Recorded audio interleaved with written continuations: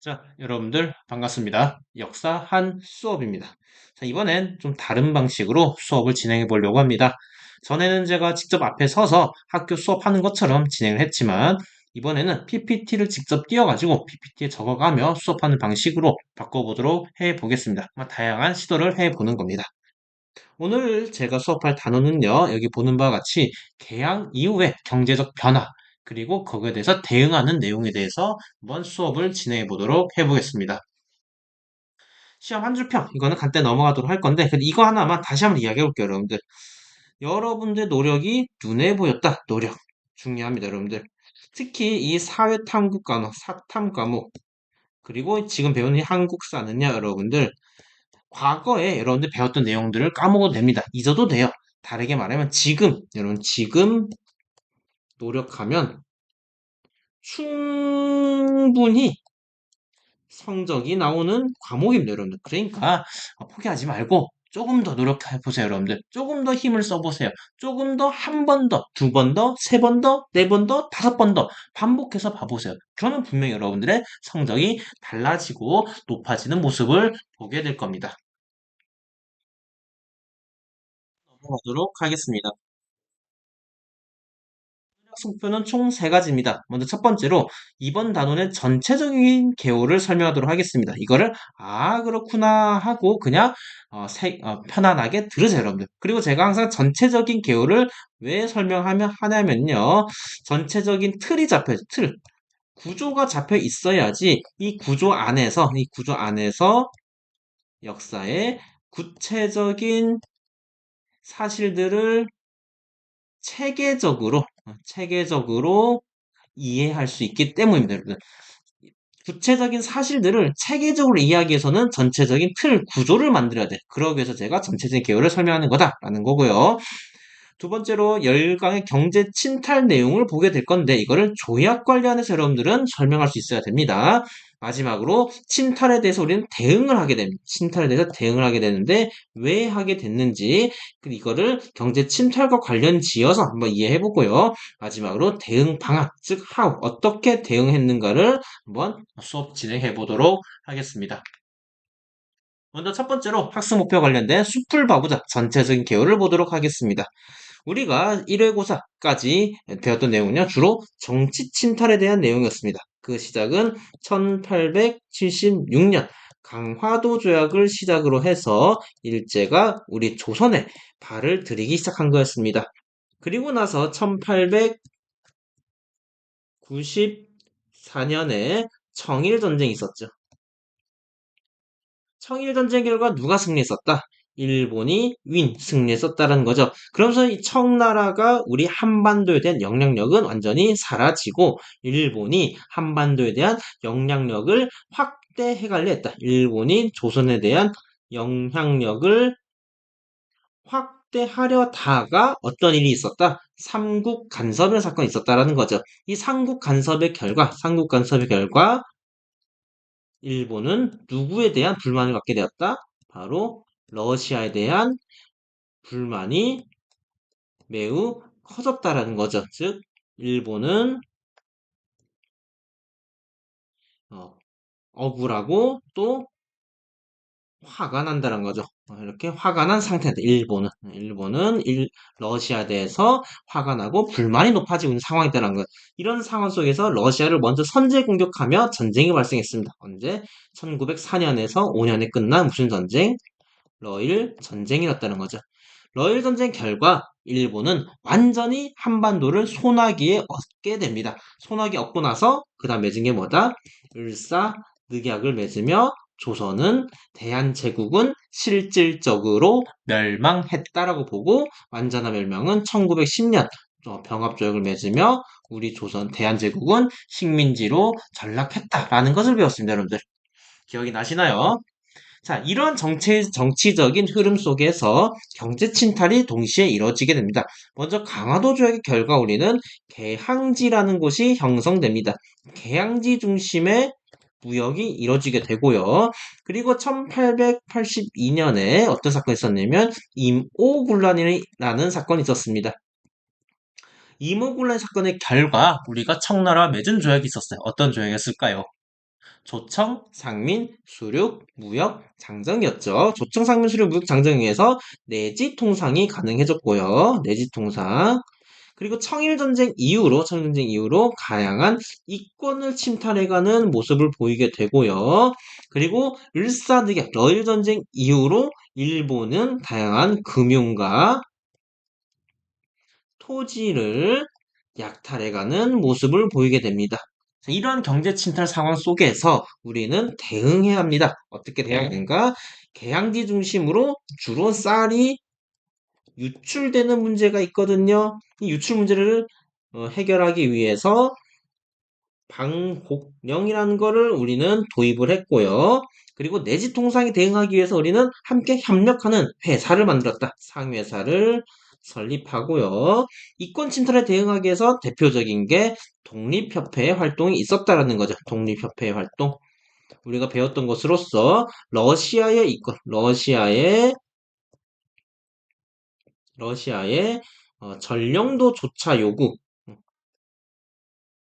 를 철회시킨 그런 활동을 했었다는 거고요. 금융토지 약탈에 대해서 우리가 대응했던 것은 무엇인가? 국채 보상 운동을 진행했었다는 겁니다. 자, 이런 식으로 우리가 배울 단어는요, 크게 경제 침탈이라는 흐름 속에서 어떻게 무엇을 대응했는가를 보게 될 겁니다, 여러분들. 큰 틀이 잡히십니까? 자, 그러면 그 중에서 가장 먼저 개항지 무역에 대해서 보도록 하겠습니다, 여러분들. 학습지로는 34쪽입니다. 학습지 34쪽 1번 개왕과 일본 상인의 무역에 대해서 보도록 하겠습니다. 자, 여기 여러분들 지도 하나가 있습니다. 지도 하나를 봅시다. 자, 지도를 보면요. 다음과 같은 게 나타나게 됩니다. 짠, 짠, 짠. 보이면 여기 사람들이 보이죠, 여러분들. 어느 나라 사람 같나요? 일본 사람 같죠? 자, 일본 사람들이 지금 있는 이 위치는 어딜까요, 여러분들? 위치는 현재 부산, 인천, 원산입니다. 부산, 원산, 인천에 일본인들이 나타나서 마치 뭔가 물건을 사고 파는 상인처럼 보이죠, 여러분들. 상인들이 이런 부산, 인천, 원산, 일본, 왜 이래요? 부산, 인천, 원산 지역에서 상업 활동을 하게 됩니다. 자, 이렇게 개항지가 열리게 되는 거죠. 항구를 열면서 일본인들이 들어오게 됐다라는 겁니다. 자, 이렇게 일본인들이 항구에 들어올 수 있었던 이유는 무엇인가? 강화도 조약 때문이었다라는 거죠, 여러분들. 자, 그렇다면 이들은 이 개항지에서 이 개항지라는 곳에서 사회 모습을 한번 구체적으로 보도록 하겠습니다. 어떤 모습을 보이게 되는가? 그거를 알기 위해서 오늘 인천을 좀 더 확대해서 보도록 하겠습니다. 자, 강화도 조약에 따라서 우리는 개항을 하게 되고 이들은 개항을 하게 됐어요. 개항지가 형성됩니다. 개항지에는 이 상인들이 거류할 수 있는 공간이 있습니다. 거류지가 있어요. 거류할 수 있는 공간. 거류할 수 있는 공간은 몇 리로 설정했었다? 10리로 설정했었다는 거죠. 10리는요, 여기 보면 인천항이 보이죠? 인천항을 기준으로 해서 10리는 바로 여기 동인천역까지가 10리입니다. 10리. 대략 4km 정도 됩니다, 여러분들. 이 심리라는 이 안에서만 뭐 할 수 있었다? 일본인들은 거류하고 상업 활동을 할 수 있었다라는 거죠. 자, 그렇다면 이들은 이렇게 일본식의 건물을 지으면서 이라시아이마세 하며 상업 활동을 했고, 상업 활동할 때 활용한 돈은 무엇이었을까요, 여러분들? 활용한 돈은 바로 일본 돈이죠. 일본 돈. 일본 돈. 좀 더 구체적인 용어로는 제1은행권을 활용하면서 이들은 상호 활동을 했었다라는 거고요. 그리고 나서 여기 보이는 게 뭐죠, 여러분들? 쌀이죠. 쌀이 밖으로 유출됩니다. 나갑니다. 단 뭐가 면제되면서 관세가 면제되면서 쌀이 나가는 모습을 보이게 된다. 언제? 1870, 제가 계속 수정 안 해놨네요. 1870년대에 이러한 사회 모습을 보이게 된다는 겁니다. 자, 그러면 다음과 같이 표를 활용해서 정리해 보도록 하겠습니다. 일단 이렇게 해서 좀 지우도록 할게요. 지우기. 깔끔하게 지워봅시다. 지워져라, 얍. 지워지고 있나? 아주 잘 지워지고 있네요. 자, 그러면 다시 돌아와서 870년대의 사회 모습 어떠했는가? 개항장으로부터 심리 안에서만 물건을 사고 팔고 있었겠죠. 그거 관련된 건 뭐다? 거류지 설정하는 무슨 조약? 조일, 수호, 조규, 부록 때문이란 거고요. 이 개항지가 열린 것은 바로 세계 항구 개항을 규정한 무엇이다 이게 조일, 수호, 조규 또는 강화도 조약이다라는 거죠. 자, 이렇게 개항장에서 일본인들이 물건을 팝니다. 자, 그러나 여기 보이는 내륙도시에서 이 일본 메이드 인 재팬 물건이 유명해져요. 갖고 싶어요. 이 내륙도시 사람들이 일본 물건을 갖고 싶어 해요. 하지만 이 일본 상인들은 내지로 들어갈 수 있었다? 불가했다는 거죠. 왜? 개항장 안에서만 할 수 있었기 때문에. 그렇다면 이 수요가 있으니 이거를 아는 도시로 끌어다 줄 중간 상인이 필요합니다. 중간 상인. 우리는 그걸 뭐라 부르는가? 중개 상인이라고 부르죠. 중개 상인. 그 중개를 이어주는 상인을 뭐라고? 중개를 해주는, 중간을 이어주는 상인이 두 개가 있습니다. 하나는 보부상이라는 것과 하나는 객주라는 게 있습니다. 객주와 보부상은 이 둘 사이를 중개해주면서 개항장에는 일본 물건을 내륙 도시로 보내는 기능을 했습니다. 자, 그리고 이 개항장 안에서는 범죄를 저질렀어도 우리나라가 재판하지 못하고 누가 일본 관원이 재판하는 모습을 보였다는 거. 우리는 그걸 뭐라 불렀다? 우리는 이거를 영사 재판권이라고 불렸죠. 영사 재판권. 자, 그리고 당시 후패는 무엇을 활용하였다? 일본 화폐를 활용했다라는 거고, 조선 곡물을 수출할 때 관세는 어떻게 됐다? 면제받는 모습을 보였다라는 거죠. 자, 그리고 당시 개항장에는 주로 무엇을 많이 팔았냐면요. 영국산 면직물을 주로 많이 팔았습니다. 왜냐하면 일본도 영국과 교류를 하게 되면서 영국과 일본 간의 교류하는 과정 속에서 영국이 자기네 면직물을 일본에 많이 팔았어요. 근데 일본은 그 많이 사고도 남았어요. 남았어. 자, 이 남았은 것을 어떻게 하겠다? 이제는 버릴 수 없고 아깝죠? 어디다가? 바로 조선으로 들거와 팔았다라는 겁니다. 자, 이 영국산 명진물은 굉장히 값쌌어요. 값이 저렴했습니다. 값싼 영국산 면직물이 많이 들어오게 되니 우리 국산 면제품의 인기는 어떻게 됐는가? 떨어지게 되죠. 국산 면제품의 수요가 줄게 되니 자연스럽게 생산량과 판매량을 다 줄어들게 되고 그러면서 이 면제품을 만드는 수공업자들은 피해를 입었다라는 말입니다, 여러분들. 이해가 되셨나요? 아, 이걸 안 적었네요. 이 무항세 무과세를 규정한 조약이 뭐였다, 이게? 조일 무역 규칙이었다라는 거죠, 여러분들. 자, 그러면 이제 넘어가 보도록 해보겠습니다. 자, 이제 시간이 흘러서 1880년대가 됩니다. 1880년대는요, 다음과 같이 변하게 됩니다. 우리 처음 봤던 개항지에 있던 이 일본 상인들이 이제 이렇게 되죠. 뭘 표현하고 있는 건가요? 개항지에서 벗어나는 모습을 보이게 되고, 일본 상인뿐만 아니라 여기 보이는 어느 나라 사람? 청상인도 나타나게 되죠. 이 외에도 프랑스, 미국, 영국 등 다양한 열강들도 이 도시 안으로 들어와서 무역을 하게 됩니다, 여러분들. 자, 이 무역을 하는 과정 속에서 가장 경쟁이 심했던 상권이 있습니다. 가장 경쟁이 심했던 상권. 거기가 어디냐? 바로 서울입니다, 서울. 자, 서울에서 이 청나라와 일본 상인 간의 상권 다툼이 매우 심했어요. 먼저 청나라에 있는 곳이 을지로입니다. 을지로. 여기가 을지로. 을지로에는 청상인 중심으로 상권이 형성되어 있고요. 그다음에 일본 상인은 충무로 중심으로 일본 상권이 형성됐습니다. 이들 간의 상권 경쟁이 매우 심했어요. 이들 상권을 이렇게 확장해가는 과정 속에 저 위에 종로라는 거리가 있어요. 종로라는 거리가 있어요. 이 종로에는 우리 전통 상권이죠. 전통 상권. 그 상권을 뭐라 하는가? 그 상인들을 시전 상인이라 부릅니다. 자, 외국의 상권이 계속 확장되면서 우리의 전통 상권이 침탈을 당합니다. 이들은 그래서 많이 위축되는 모습을 보이게 됩니다. 하지만 이 상권의 침탈, 상권의 확장되는 과정 속에서 청나라는 몰락하게 됩니다. 왜 그랬을까? 바로 청일전쟁이라는 사건이 있었다는 거죠. 청일전쟁의 결과 청나라의 상권은 몰락하고 일본의 상권이 더욱 한양 도시를 장악하는 모습을 보게 됩니다. 자, 다음과 같이 표로 정리해 보도록 하겠습니다.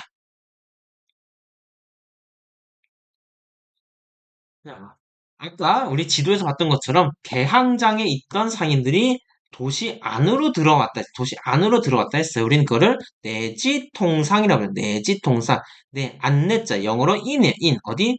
땅이에요, 땅. 땅 안으로 들어와서 통상, 무역을 했다라는 거예요. 상업 활동을 했다라는 거예요. 자, 그렇다면 내지통상을 최초로 규정한 조약은 무엇이냐라는 거예요. 그게 바로 조청, 상민,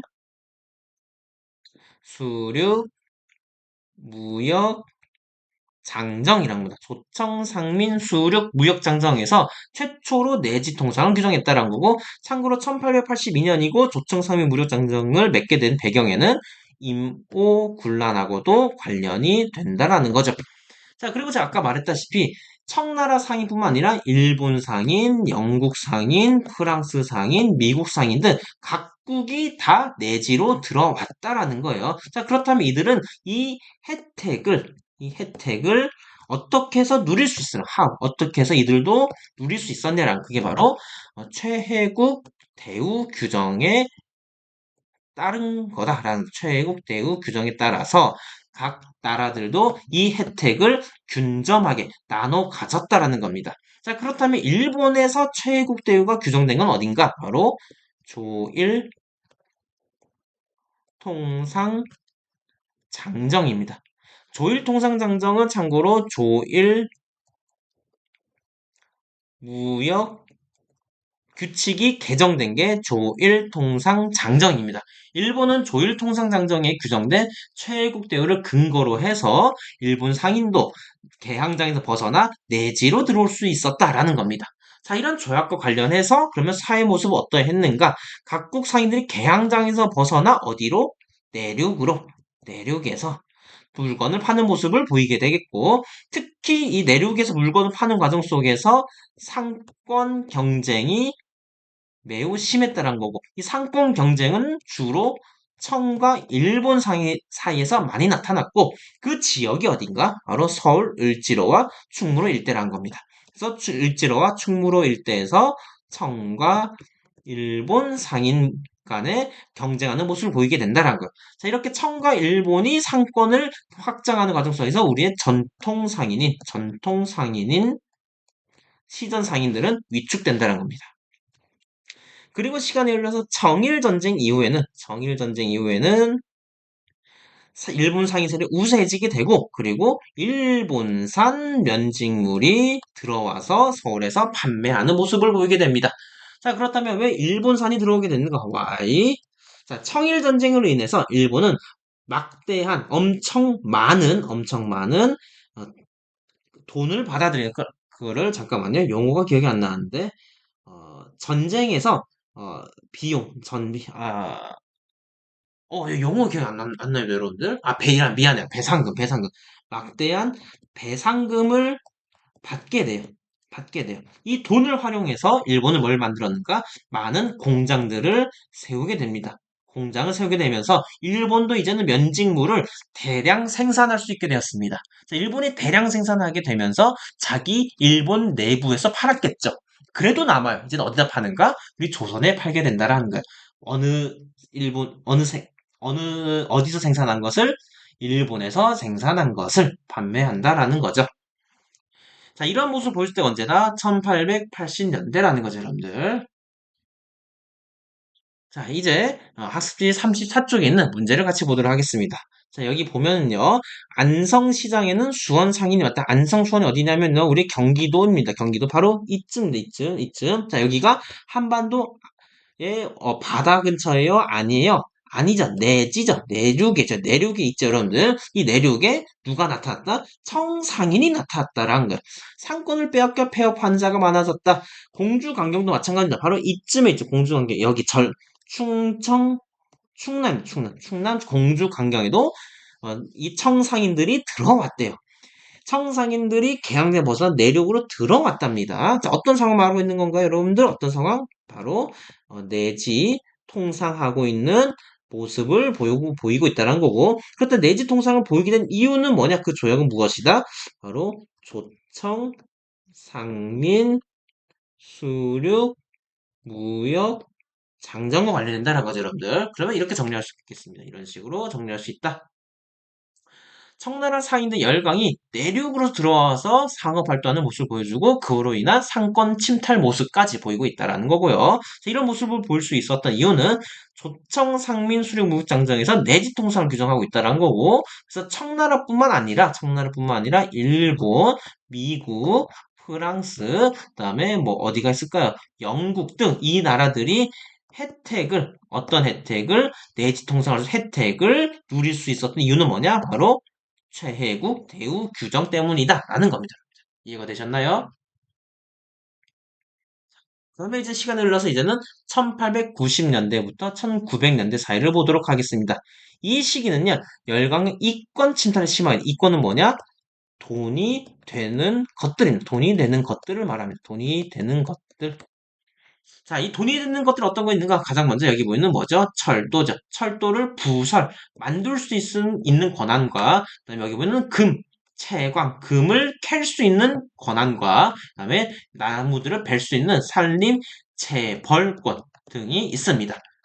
그리고 더 나아가 이제는 러일 전쟁 이후에는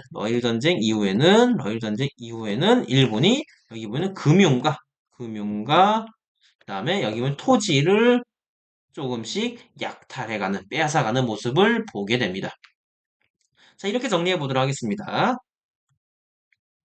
시기는요, 여러분들 청일전쟁과 아관파천을 거치면서 1894년과 96년 거치면서 열강들은 이권 침탈을 가져가게 됩니다. 하지만 여기 보면 여러분들 특정 금광채굴권 갖고 있죠. 그러나 다른 나라도 금광채굴권 갖고 있습니다. 다른 나라 금광채굴권 갖고 있습니다. 어떻게 그럴 수 있을까요? 어떻게? 이 금광채굴권이라는 혜택을 다른 나라들도 가질 수 있는, 균점할 수 있었던 이유는 뭐다? 어떤 조항 때문이다? 최혜국 대우 조항 때문이다라는 거죠. 최혜국 대우 조항 때문이다라는 거예요. 자, 최혜국 대우 조항 따라서 각국들은 이권을 가져가게 됩니다. 가장 먼저 미국 같은 경우에는 철도 부설권을 가져가게 돼요. 어떤 철도냐면 서울과 인천을 잇는 경인선 철도 부설권을 가져가게 되고요. 평안도에 있는 운산 금강 채굴권을 가져가게 됩니다. 그리고 러시아도 광산 채굴권을 가져가게 되지만 한편으로는 산림, 즉 나무입니다. 나무를 벨 수 있는 권한을 가져가게 됩니다. 이 나라가 어딘가? 바로 러시아입니다. 러시아가 산림 채굴권을 주로 많이 가져가게 되고요. 프랑스 같은 경우는 선 철도 부설권을 가져가게 되고요. 일본 같은 경우에는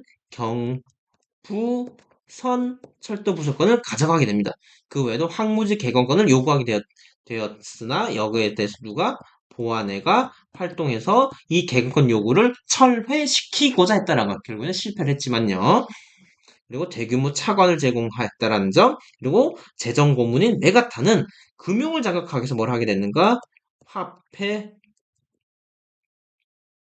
정리 사업을 진행하게 됩니다. 화폐 정리 사업은 뭔가? 바로 화폐를 교환하는 겁니다. 뭐에서 뭐로? 바로 우리의 우리의 돈을 누구 돈으로? 일본 돈으로 교환하는, 이 일본 돈 이름 뭔가? 바로 제1은행권을 말해요. 제1은행권. 제1은행권을 말하게 됩니다. 그리고 또 이 토지를, 약탈한 토지를 관리하기 위해서 만든 게 뭐냐? 동양 척식 주식 회사입니다. 자, 그 중에서 이제 화폐 정리 사업에 대한 내용을 한번 보도록 하겠습니다. 화폐 정리 사업. 위 사료는 어떤 사업 실시를 말하고 있으며 이 당시 시기는 무슨 정부일까? 자, 보면 구 백동화. 그러니까 구는 올드를 말해요. 올드. 옛날 돈인 백동화를 교환한대요. 교환을 위하여 재건 구 백동화를 모두 화폐 감정에 감정하도록 한다. 감정은 어떤 가치를 판단하는 거예요. 감정은 가치 판단하는 거예요. 자, 백동화의 품질에 따라서 갑종, 을종, 병종으로 판단한대요. 판단해가지고 새 화폐로 교환해. 새 화폐가 뭐다? 이 새 화폐가 제1은행권을 말합니다. 자, 그러면 이 사업 실시의 목적은 무엇인가? 일단 이거부터 보겠습니다. 어떤 사업 실시 말하는가? 바로 화폐 정리를 말하고 있고요. 화폐 정리했을 때는 여러분들 바로 어떤 정부냐? 대한제국식이고요. 이 사업 실시의 목적은 무엇인가? 즉, 왜 있는가? 임무를 포함하래요. 그럼 메가타는 이런 목적을 갖고 했다라고 말을 해야겠죠. 제3조에 따르면 기존 화폐는 대부분 무슨 등급을 받았을까? 당연히 1등급을 주진 않았겠지. 주로 일종과 병종을 주면서 화폐의 가치를 없앴다라는 거죠. 그러면 한국 사인들은 어떤 영향을 미쳤는가? 한국 사인들은 당연히 상업활동에 피해가 갔다라는 거죠. 왜 피해가 갔을까? 자기 돈이 가치를 상실했으니까요. 내가 100만 원의 백동화를 갖고 있었어요. 그러나 그 백동화의 가치가 완전히 사라지게 되면서 제1은행권을 갖지 못하게 되면서 상업 활동에 필요한 자금을 다 상실하게 된 거죠, 여러분들. 이해가 되셨나요? 자, 그럼 일단 이렇게 쓸 수가 있습니다. 이 목적을 좀 더 여러분 제가 부연 설명하도록 하겠습니다. 목적은 뭐냐? 명분과 여러분들 실질적인 목적을 구분하도록 해야 합니다. 자, 명분은 뭐냐? 명분은 이겁니다. 혼란해진 화폐 유통 질서를 바로 잡는다는 거예요. 바로 잡는다는 거예요. 왜냐하면 백동화가 너무 많이 생산되니 무슨 발생한다, 여러분들? 화폐 가치가 떨어지고 물가는 폭등하는 문제가 있었어요. 그래서 이 문제를 바로잡기 위해서 실시한 게 뭐다? 이 문제를 바로잡기 실시한 게 뭐다? 화폐 정리 사업이다. 하지만 그건 명분이고요. 찐목, 찐목은 뭐냐? 진짜 목적은 무엇인가? 바로 우리 대한제국의 금융을 장악하기 위함이었다는 거예요. 진짜 목적은 대한제국의 금융을 장악하기 위함이다라는 거죠. 진짜 여러분들 제대로 된 화폐 정리를 하기 위함이라면요. 일본 돈으로 바꿔주는 게 아니라 새로운 조선 돈으로 바꿔줘야겠죠. 하지만 일본 돈인 제1은행권으로 바꿔준다는 것 자체만으로 진짜 목적은 바로 금융 장악에 있다라고 볼 수가 있겠습니다. 상위 미치형은 뭐냐? 상호 활동에 어려움을 겪는다는 거죠. 왜? 자본을 잃어버렸으니까. 자, 첫 번째 영상은 여기까지 진행하도록 하겠습니다, 여러분. 다음 영상은 상권 수호에 대한 내용을 보도록 하겠습니다. 그럼 여러분들 이만 빠이 가도록 하겠습니다. 수고하셨습니다, 여러분들.